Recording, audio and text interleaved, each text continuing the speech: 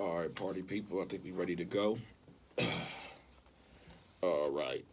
Welcome back to Sonar Radio with your fiduciary consultant. That would be me. Back with your weekly real estate update. The first thing I want to bring to light is these properties I discovered. I usually talk about real estate that's related to California, Los Angeles area where I'm from, but California. But there's one deal I came across is actually in Chicago, Illinois, the city of Chicago that I have to let you in on. They're selling vacant residential lots in Chicago right now for $1, ladies and gentlemen. It's called the Large Lot Program. They're literally auctioning off large lots of land in Chicago for as low as $1. You don't believe me? There's already been 1,246 lots sold, and they'll have their next selling or auctioning off or whatever this December of 2018. If you want information on that, you can contact the city of Chicago. And also, once again, if you subscribe to my YouTube channel, I have more details on that. You can ask questions, email me at MiKalB, that's MIKALB, and I have information on that. Moving on quickly, because it is, again, the weekly real estate update, or more like a briefing. I just had some thoughts on Proposition 10 in California here. We're all familiar with that. It's a proposition that we just voted on. Actually, they say we lost because it was in favor of rent control, supposedly. But I have mixed feelings on this. Definitely sympathy for the renters. Rent is very high right now. As I mentioned in one of my last episodes, the gap between renting and owning is so small that it almost doesn't make any sense to rent anymore, especially when you're throwing money away to your landlord and you're not getting any equity or anything in return. But we touched on that already. But moving on, some interesting things I noticed about Proposition 10. It was enacted in 1995. It was actually called, what's the exact name of it? I have it here. It is the Costa-Hawkins Rental Housing Act of 1995 is what enacted, is what we're trying to repeal here, actually, in Proposition 10. But I don't know if it would have been good anyway, even if we would have so-called won. The reason I say that is because some of the language that I read in the proposition right here, it says exactly, let me find it for you. It wouldn't have made rent control, better. Rather, it would have allowed cities to adopt whatever tenant protections they felt was necessary or opt out to not do so. So it wouldn't have regulated rents. It just would have gave cities the option to, to adopt whatever tenant practices or protections, that they felt appropriate, or to not do nothing at all. And also, one thing I didn't like in here was for homeowners, I rent out Airbnbs and properties and things like that.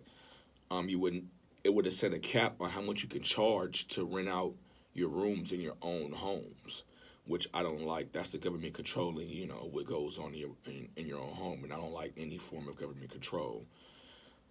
So they say we lost, and they're still fighting it, actually, in Sacramento.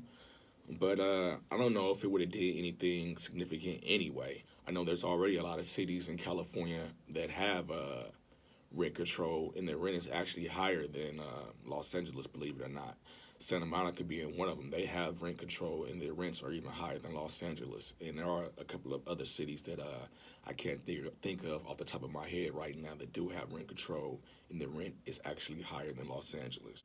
Again, subscribe to my YouTube channel. Hit me up. I can give you more details about that. And lastly, real quick, I want to touch upon 1031 tax exchanges.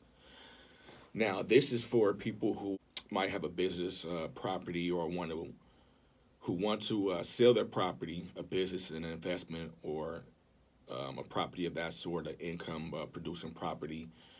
They want to sell their property, and instead of paying taxes on the capital gains tax that they'll profit off of selling their property, they can roll that profit gains into another property, that another like property that is the same price as the property they're selling or higher.